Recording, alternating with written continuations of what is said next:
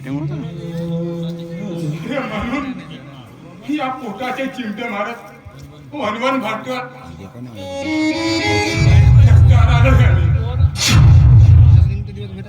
नाही दादा नाही.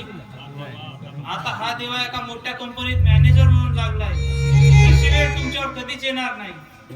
खरंच दादा तुम्ही खूप महान आहात. तुमचे खूप उपकार आहेत माझ्यावर.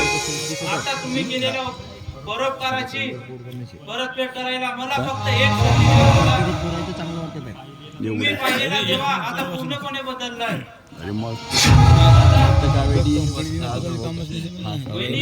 दादाला समजून सांगा ना. नाही रे फेल वाढत मला जीव घेऊनच राहील. नाही दादा नाही, असं बोलू नका. मी तुम्हाला खूप मोठ्या दवाखान्यात घेऊन जाईन. कितीही पैसा लागला तरी चालेल.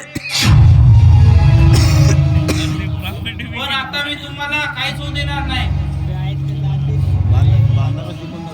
वहिनी दादाला समजून सांगा ना.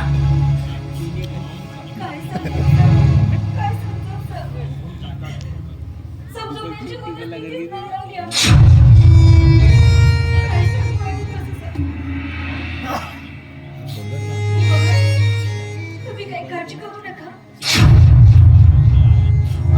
देवा भाऊजी आहेत ना, ते आहेत ना, आता आपल्याला घेऊन जातील.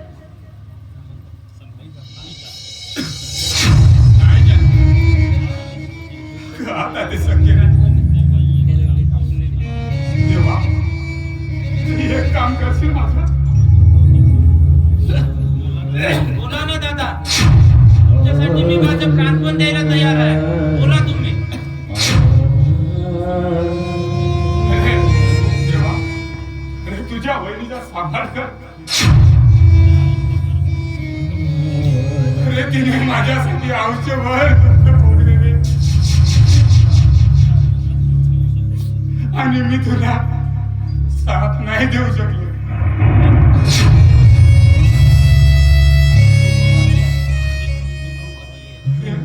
अरे मी खूप अभागी आहे रे, खूप अभागी आहे. देवा हे एवढं करशील ना माझ्यासाठी. हे काय बोलताय तुम्ही? मीच म्हणाला माफी मागते. तुम्ही मला पुढे जायला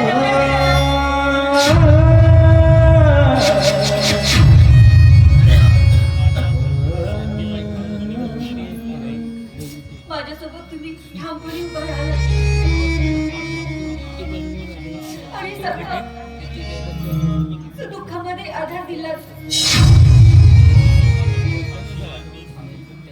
मी देवाजवळ सगळे जन्म साकडं घालते की मला तुमच्यासारखा नवरा पाहिजे म्हणून.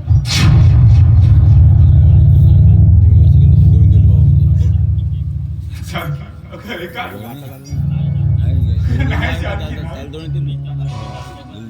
मी त्या लायकीचा माणूस नाही. तिला जास्त दिला तुम्ही गप्प बसा. सगळे काही ठीक होईल. माझ्या फळाफळाला आज म्हणून लागते सुरू होतं त्याच्या आधी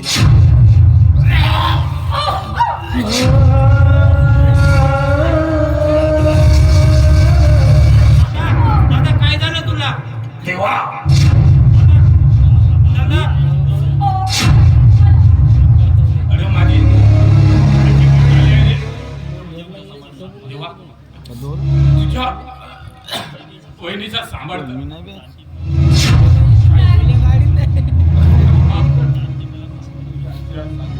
अगं मी तुझी औषध नाही देऊ शकत.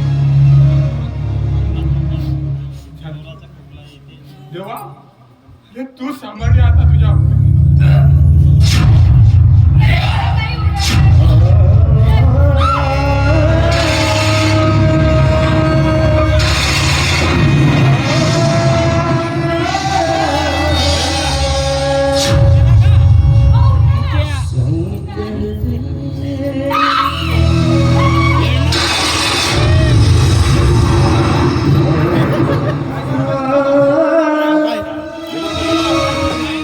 आले